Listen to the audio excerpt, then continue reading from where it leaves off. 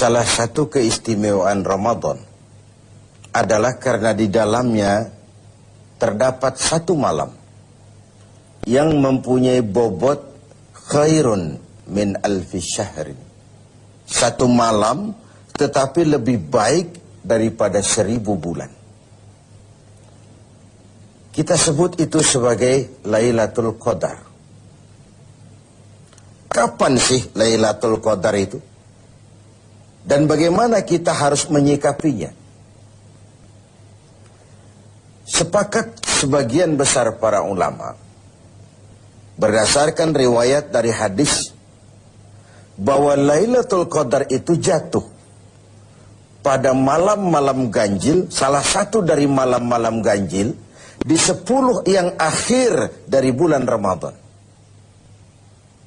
Bisa dia tanggal 21, 23, 25, 27, 29. Di malam-malam ganjil dari 10 yang akhir. Inilah rahasia kenapa baginda Rasul kalau sudah masuk 10 yang akhir dari Ramadan, hamparkan, sing-singkan lengan baju, hamparkan sajadah, dan lebih banyak di masjid ketimbang di rumah. Ini bedanya baginda Rasul dengan kita. Kita sudah memasuki 10 yang akhir, gulung sajadah. Tengok 10 yang akhir, barisan tarawih di masjid mulai mengalami kemajuan. Orangnya makin susut. Sudah berpikir mudik, sudah berpikir beli pakaian baru, sepatu baru, baju buat anak, oleh-oleh buat orang tua, sehingga konsentrasi ibadah buyar. 10 yang akhir Rasulullah sing-singkan lengan baju, hamparkan sajadah, lebih banyak di masjid ketimbang di rumah. Nah, mereka tentu yang ingin mendapatkan Lailatul Qadar, menemukan Lailatul Qadar, harus sudah berniat dan berjaga-jaga sejak awal Ramadan. Jadi tidak bisa pakai ilmu untung-untungan. 20 Ramadan tidak tarawih, 21 berangkat ke masjid, 22 libur lagi, 23 masuk. Kenapa? Wah, ini malam ganjil. Tidak seperti itu moralitasnya. Dia berjaga-jaga sejak awal Ramadan untuk mendapatkan Lailatul Qadar itu. Bagaimana kita harus menyikapi Lailatul Qadar ini? Tentu kita harus melihatnya dari sisi betapa rahman dan rahimnya Allah itu. Maha kasih, maha penyayang, maha pengampun, maha menerima taubat. Umat-umat terdahulu sebelum kita diberikan umur yang relatif panjang. Nabi Adam 2000 tahun. Nabi Nuh 950 tahun. Rata-rata umatnya ya sekian itu umurnya. Jadi secara hitung dagang, kalau 300 tahun mereka bergelimang dosa, kan masih punya stok 400 tahun untuk bertaubat. Umpama hitung-hitungannya harus begitu. Kita umat Nabi Muhammad ini, umat terakhir ini, diberikan umur yang relatif pendek. Bahkan kalau mencontoh kepada Rasul, 63 tahun beliau wafat meninggalkan kita semua. 63 tahun.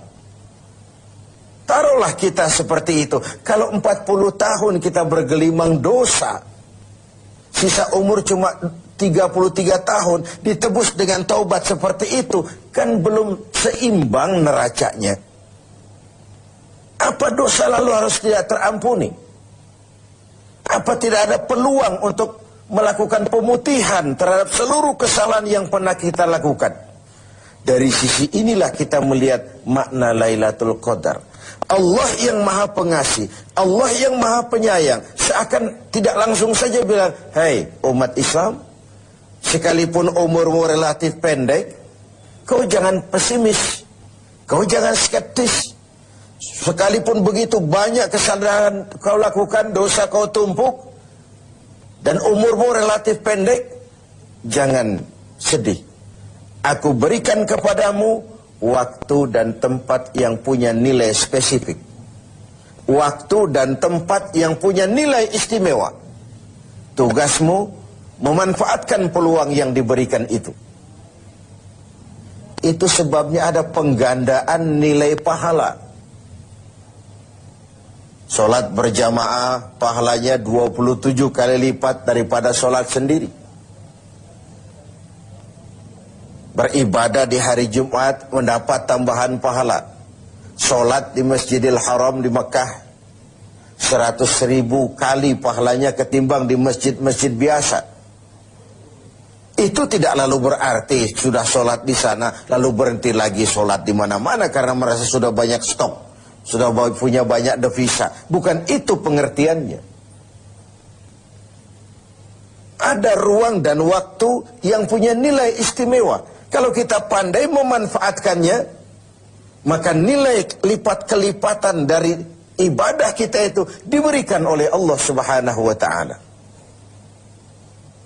Itulah sebabnya Allah menyediakan ada bulan istimewa Ramadan, ada hari istimewa Jumat, ada waktu istimewa sepertiga malam yang akhir, ada tempat istimewa Arafah, Mina, Multazam, Raudhah, Zamzam.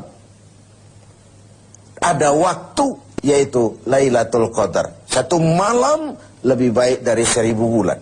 1000 bulan itu kan 83 tahun. Dan jarang orang sekarang yang mencapai umur 83 tahun. Yang kedua, kita harus melihat Lailatul Qadar ini dari perspektif kita sebagai manusia. Tidak ada orang yang tidak pernah salah.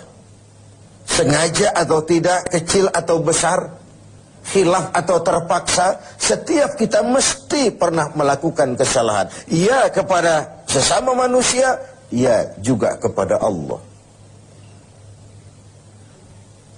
Salah kita kepada Allah, kita bertaubat langsung kepadanya. Sampai-sampai di hadis kursi dikatakan, "Lau amiltumul khataya hatta mala'atis sama, summa nadimtum fataballahu alaikum." Kalaupun kamu berbuat dosa, penuh langit dengan dosamu, kemudian kamu menyesal, bertobat, Allah pasti akan menerima taubat kamu. Lalu bagaimana sih taubat yang sebenarnya itu?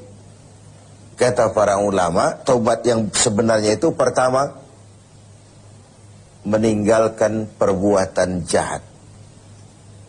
Yang kedua, berjanji tidak akan pernah mengulanginya lagi.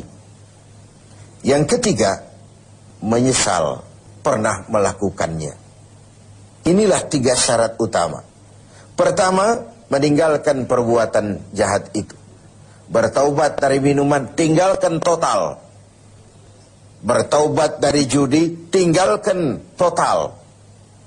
Bertaubat kepada Allah dari melakukan maksiat, tinggalkan secara total. Meninggalkan perbuatan jahat. Dan total, tidak angin-anginan.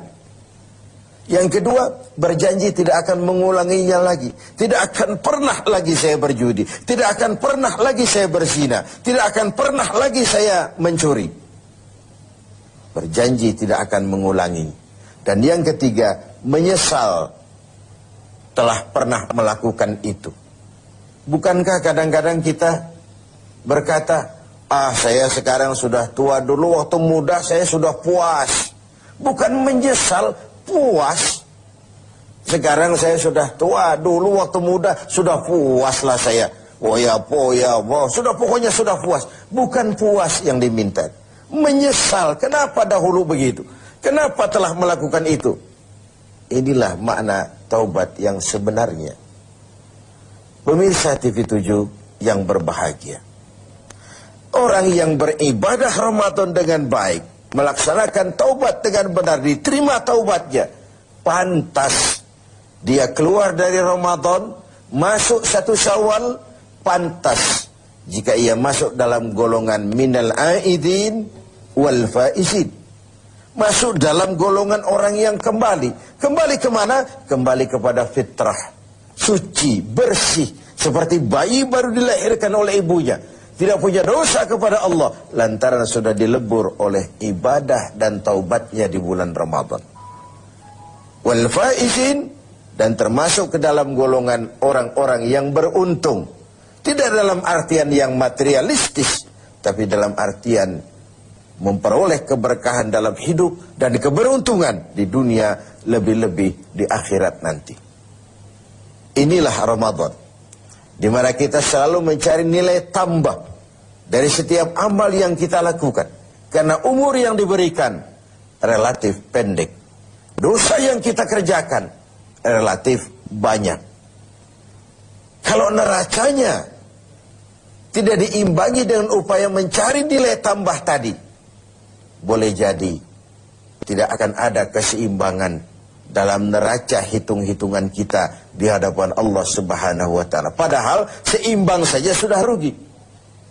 Kita ingin masuk dalam fa'amman thaqulat mawazinuhu, orang yang berat timbangan kebaikannya, bukan yang berat timbangan kejahatannya. Adanya nilai keseimbangan ini akan membawa kita kepada keberuntungan di padang mahsyar kelak, di pengadilan Qadhi Rabbul Jalil.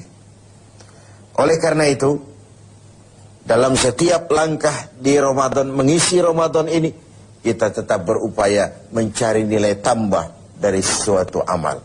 Dan amalan itu, bagaimanapun baiknya sudah kita kerjakan, tetap mengacu kepada fa'idha faraghta fansab.